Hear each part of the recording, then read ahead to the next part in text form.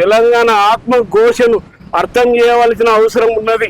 Congress BJP కాదు, ఇక్కడ అభివృద్ధి ముఖ్యం. తెలంగాణ అభివృద్ధి ముఖ్యం. నువ్వు బండి సంజయ్ విమర్శిస్తున్నావు,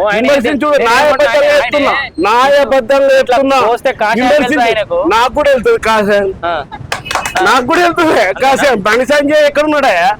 మొన్న చిన్న అంతకు పుట్టుకతో కాసాయం. ఏమి చేస్తలేరు వాళ్ళు, ఒక్క పనులు కూడా సక్సెస్ కాలేవు. సో ఈ గత 10 ఏళ్లకు సంబంధించిన పరిపాలన సంబంధించి కేసీఆర్ కాళేశ్వరం కేసు గానీ అవన్నీ బీజేపీ ఎంపీలు అన్నారు కదా, సిబిఐకి అప్పచెప్పమని చెప్పిండు. అప్పచెప్పారు, ఏం చేశారు? శూన్యం. నేను చెప్తున్నా కదా, బీజేపీ పరిపాలన మాటల మందం కాకుండా చేతల మందం చూపియాలని తెలంగాణ నుంచి. నేనేమంటే బీజేపీ వాళ్ళు మీ కాంగ్రెస్ వాళ్ళు కలిసి ఏమో డ్రామా ఆడుతారేమో అని అంటారు. కాంగ్రెస్ బీజేపీ కాదు, ఇక్కడ అభివృద్ధి ముఖ్యం. తెలంగాణ అభివృద్ధి ముఖ్యం. నేను ఏమంటున్నా అంటే ఇప్పుడు ఉన్న ముఖ్యమంత్రి టిఆర్ఎస్ నుంచి వచ్చినోడే, టిఆర్ఎస్ జెండా మోసినోడే, టీడీపీ జెండా మోసినోడే.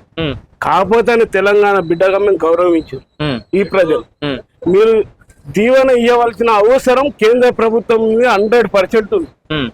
సిబిఐ ఇవ్వకముందేమో సిబిఐకి ఇచ్చిర్రు అంటారు. సిబిఐకి ఇచ్చినాక నువ్వేం చేసినావా? గాడిదలం కాస్తున్నావా? చెప్పు మరి. సిబిఐకి ఇవ్వలేదు అంటున్నావు, సిబిఐకి ఇవ్వకపోతే ఇవ్వలేదు అన్నావు. ఒక మీరు ఏది అన్నదమ్ముల సంబంధం పెట్టినావు, భార్యాభర్త సంబంధం, ఏవేవో సంబంధాలు పెట్టినావు. ఇవాళ ఏం చేసినావు అని అడుగుతున్నావు.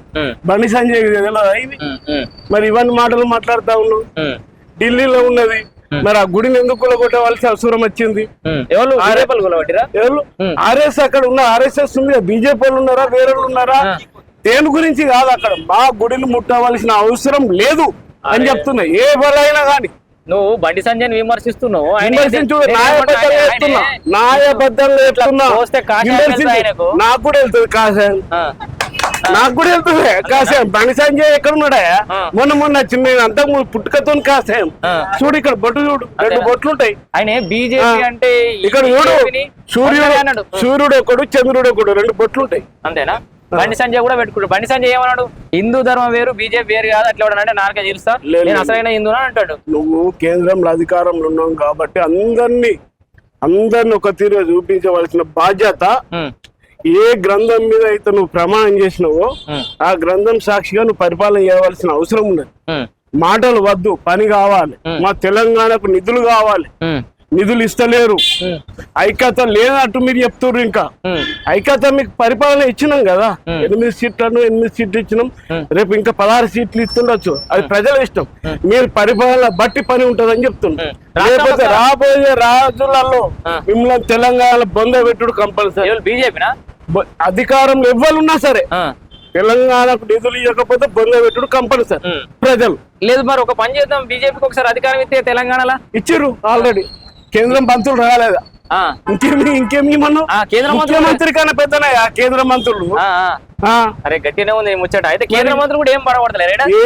ఏంటిది ఏం లేదు. ఆయన పాప్కార్ ఏమో ఆయన ఇస్తాడు, ఈయన గుడి 50 గజాల గుడి గురించి ఈయన మాట్లాడతాడు. ఇంకా మస్తున్నాయి గుళ్ళు, నువ్వు సేవ చేయాలంటే నేను చూపిస్తా. అధికారం వస్తే చేస్తారేమో అని అట్లా అనిపిస్తుంది నాకు. అధికారం మాకు వచ్చిర్రు రాష్ట్రంలో కేంద్ర మంత్రులు వాళ్ళు. రాష్ట్రంలో సహాయ కేంద్ర మంత్రులు ఎంపీలు కాదు వాళ్ళు.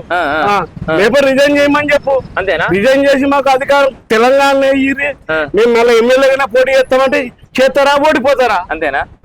ఎమ్మెల్యేలు ఓడిపోయి ఎంపీలు గెలిచినట్టవా? ఇక నాకు తెలియదు, మీరే చెప్తున్నారు. మరి నేనేం చెప్పాలి? నేను అనేదంటే ప్రజల బాగోగుల గురించి ఆంధ్రప్రదేశ్ లో ఏ విధంగా నిధులు ఇస్తున్నారు, అంతకన్నా ఎక్కువ నిధులు ఇక్కడ ఇవ్వవలసిన అవసరం ఉన్నది. తెలంగాణ ఆత్మ ఘోషను అర్థం చేయవలసిన అవసరం ఉన్నది. అది ఈ రిజర్వేషన్ల ముచ్చట ఏమంటారు మరి? ఇప్పుడు రిజర్వేషన్లు కలిసి సమిష్టి నిర్ణయం తీసుకోవాలి. ఏకదాటిగా రావాల్సిన అన్ని రాజకీయాల పార్టీ అవసరం ఉన్నది. సిట్టింగ్ చేయవలసిన అవసరం ఉన్నది. నీ పాట నువ్వు, నా పాట నేను వాడితే కలవది.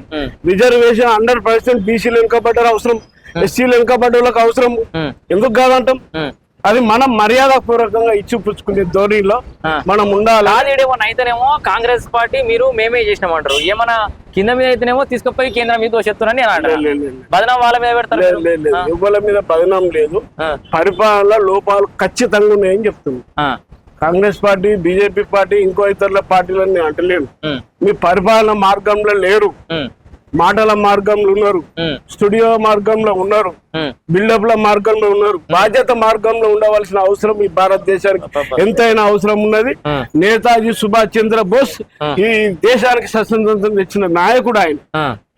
ఇప్పుడు ఆయన అడుగుజాడలో నడవవలసిన అవసరం యువతకు ఎంతైనా ఉన్నది.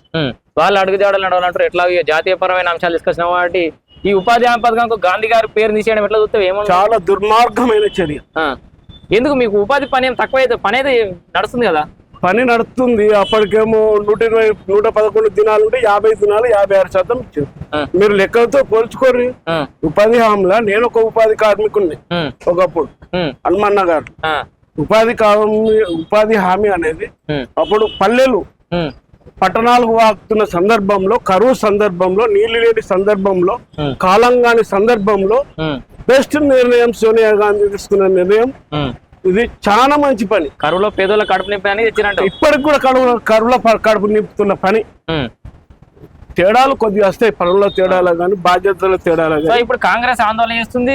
కాంగ్రెస్ కాకుండా ఉపాధి హామీ కార్మికులు కూడా ఆందోళనకు వచ్చే అవకాశం ఉందా? ఇదేమో నా కింద మీద అయితే కార్మికులను మీరు ఇళ్ళకి తీసుకురావద్దు. వాళ్ళ పనికి చట్టబద్ధత కల్పించాలి. వాళ్ళు కాంగ్రెస్ వాళ్ళు పోరాడుతున్నారు ఓ విధంగా.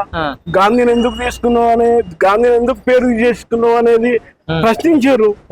ఆ ప్రశ్నకు జవాబు చెప్పకుండా విమర్శించుడు మంచి పద్ధతిగా.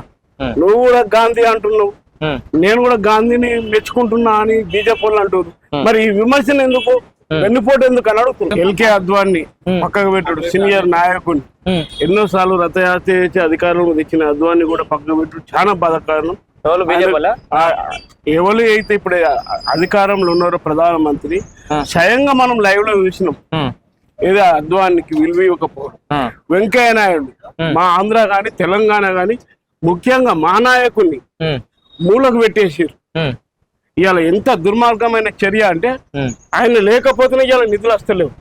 మన సిద్దిపేటకు కూడా 100 డ్రైనేజీ వెంకయ్య నాయుడు ఇచ్చిన సందర్భాలు ఉన్నాయి తెలంగాణ గురించి. ఇప్పుడు కూటమి అధికారంలో వచ్చిందని వాళ్ళు కూటమికి సపోర్ట్ ఇస్తుంది తప్ప తెలంగాణకు నిధులు ఇవ్వడం. బీజేపీకి ఓటు వేయలేదా తెలంగాణ? 8 మంది ఎంపీలు ఇచ్చారు కదా తెలంగాణ. 8 మంది ఎంపీలు ఇచ్చేప్పటికే మీరు మూర్చపోతున్నారు.